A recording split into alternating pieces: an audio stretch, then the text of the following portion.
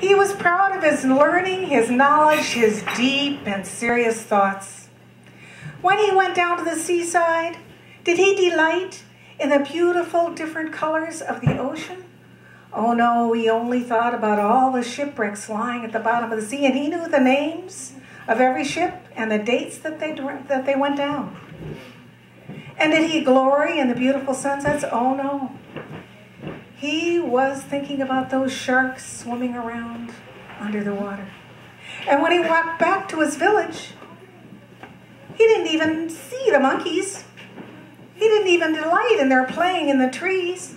He was thinking about those great cats prowling around on the floor of the jungle, and he could name every one of them, and he could tell you the difference between the leopard spots and the jaguar spots.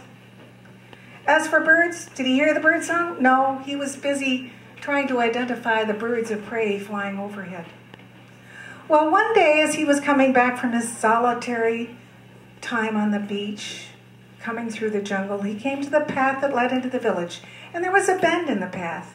And there, in the bend, there lay a pile of bones.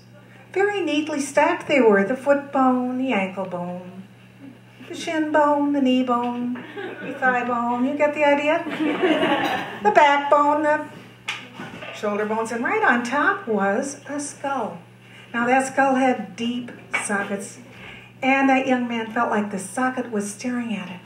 So he picked it up and kind of insolently turned it this way and that and looked right into those eye sockets and said, "What brought you here, brother?" "Talking," said the skull. "What? This is a skull that can talk? Oh, wow, wait until I take this and show the villagers." "Talking's easy," said the skull. "Finding something worthwhile, now that's another matter."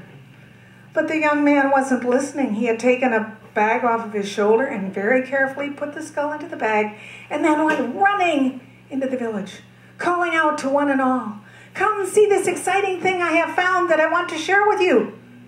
But the villagers, when he began coming into the village, well, you know what they did, because you do it with the people who brag that you don't like. They kind of walked away. The women went back inside their huts to tend to their evening meals.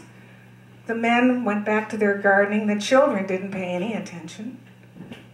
They had been waylaid too often by this fellow with his blathering and his boasting. But then he went into the village square and he called out again, "Come, come, I have something very mysterious to show you. Something wondrous, the likes of which you have never seen before." Now it was the word mystery that got them. They came out from their huts and their gardens, and the children dropped their toys, and they came into the square. And then they could not have predicted what would happen next, because he pulled out of his bag the skull, and as soon as the children and the women and the men saw it, they began to wail and screech and scream and cry and sigh.